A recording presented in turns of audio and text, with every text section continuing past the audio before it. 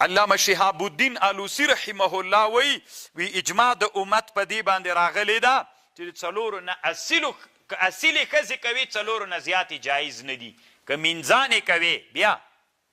طالبانو زیات هم جایز دي خو څلورو اصیلو ښځو چې کوي چې حرې وي غلامانې او منځې نه وي که نیزې نه وي نو څلورو نه زیاتې جایز نه دي په دې اجماع نقل کړې ده دا یوه خبر شوله طالبانو ورونو او بله خبر دا ده چې حکم د نکاح د موږ د احنافو مذهب چی ده فنکحو نو طالبانو ورونو که چېرته یو سړی په دې ډارېده چې دی زناو په حرامو کې واقع کېده نو بیا د دپاره واده کول واجب و فرض ده که نه چې په حرامو کې واقع کېده ګناه کې واقع کېده د باندې دته بیا واده کول فرض ده او که عادي حالت کې و سړی بیا علما وی واده سنت مؤکده ده کنی ټول علما څو اقسام پکې جوړي مکرو حرام واجب سنت که په دې پوهېدلې چې ظلم را نه کېږي ظالم سړی و چې واده وکړي ظلم در نه کېده بیا طالبانو حرام مرتبې ته رسېږي او بل دا د طالبانو روح المانی بله دا مسئله لیکلې چې کوم نجلۍ ته کوي نو هغې مخطوبې ته به ګوري او په دې کې د علماو تحقیق دا ده چې ته د نجلۍ ته ګوري مخکې له نکاح نه چې کړې دی نه د ورته ګورې به که د هغې رضا وه ورته ګورې به که بدون د رضا نه به ورته ګورې تحقیق دا د طالبانو ورونو د جمهور علماو رای ده که د هغې خوښ هم نه وله په پټه باندې ورته پټ ولې ودې کتله بیا د پاس له نه کولم طالبانو علما وایي چې مشکل نه لري خو افغاني جامعه که به ګزاره کوي طالبانو ځکه دلته دا مسلې په دښمنیو باندې بدلیږي خو ښه خبر خو دا ده د شرع په لحاظ باندې خو دا مسئله ده چې واده دې کوو نو باید هلک و نجلۍ خپل منځ کې یو ورې سره وویني یا پس له هغه نه نکاح وکړي ځکه دا سبب د دوام ګرځېږي ذلک ادنا الله تعولو دا ادنا د نږدې د له دې نه چې تاسې بیا میل وکئ ذلک ادنا الله تعالو دا ادنا د دې الله ته چې بیا ظلم ونه کوي یعنې دا ښه طریقه دا ده چې بیا تاسې ظلم ونه کوي دا سبب د نه ظلم ګرځېږي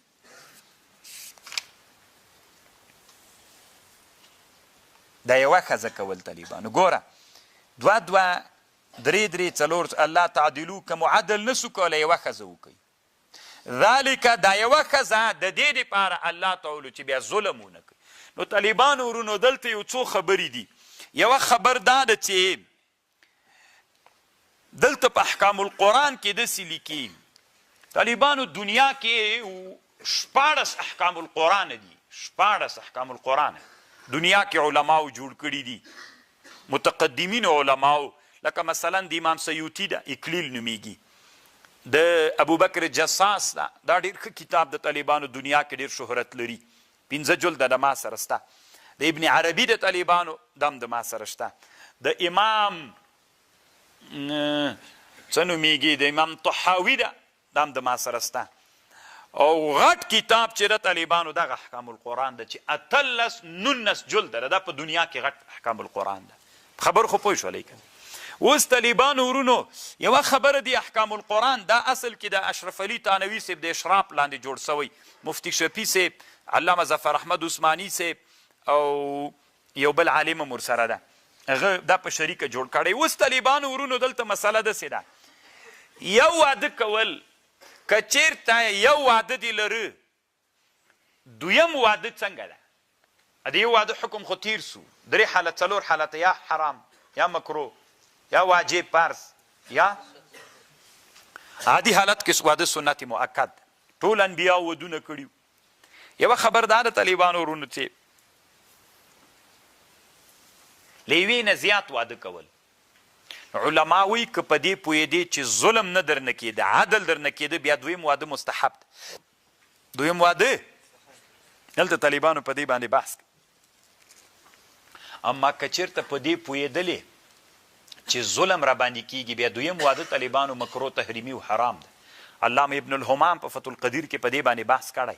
اوس طالبانو ورونو یو سړی د دویم واده کوي خو ظلم تر کېږي بله ښځه کالمعلقه داسې پاتې کېږي یا د هغې په حق کې ظلم کېږي بیا طالبانو دا دویم واده تاسې نن هغه د ګورې انسانان ډېر کم انسانان دي چې عدل ترې نه کېږي. دا یوه مسله شوله طالبان.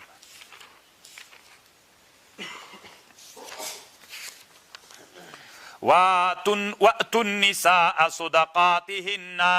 ورکوي ښځو ته مهرونه د دوی نحلتن دا فرض ده له طرفه د الله. فإن طبنا که چیرته راضي سولې دوی تاسې لره عن شیء منه له یو شي د دې مهر نه فکلوه ویې خورئ هنیئا خوندور مریئا بې ضرره. یعنی که تاسې ښځې سره نکاح وکړله د تا ښځې تا ته د زړه د اخلاصه مهر در هبه که بیا یې وخوره خوندورو او بې ضرره یې وخوره تاوان نه درته کوي. اوس طالبانو ورونو دلته یوه خبر د سره واورئ. ښځه ده ښځه میړه ته یې هغه مهر خو پې فرض واجب ده چې ورکوي به خو ښځې مهر چا ته هبه که صحیح ده طالبانو ورونو. خو دلته یوه خبر دا ده چې د واده په شپه یې که دا مهر هبه که څنګه ده د واده په شپه باندې دلته دوه خبرې دي. یو دیانت ته یو قضا ده طالبان. قضاءً صحیح ده که د واده په شپه یې هبه که خو دیانتاً داسې ده طالبانو ورونو علما وایي که اکثره وخت کې د واده په شپه باندې د حیا د وجې نه هغه کوي بخشش کوي نو چې د حیا د وجې نه سو نو هغه ډېر قابل د اعتبار نه وي هغه هبه د زړه نه نه وي طالبانو. نو چې د زړه نه نه سوله څو ورځې چې ووتلې بیا یې که غوښتله چې ما تا ته د واده په شپه باندې هبه کړی بیرته یې غواړم او دیانتاً حق لري طالبانو اما قضاءً بیا حق نه لري ځکه دا اکثره د زړه د تل نه نه یو. او یوه بله خبرې لیکلې وي خلکو کې مشهوره دا ده چې ښځه باید د واده په شپه باندې یا د غیر د واده په شپه باندې دا خپل مهر ټول چاته وبخي. خلکو کې وایي داسې مشهوره ده چې باید دا مهر ټول چاته وبخل سي. ښځه میړه ته مهر وبخي تروای نه خلي دا مستحب ده. دوی وي دا مطلق غلط خبر ده.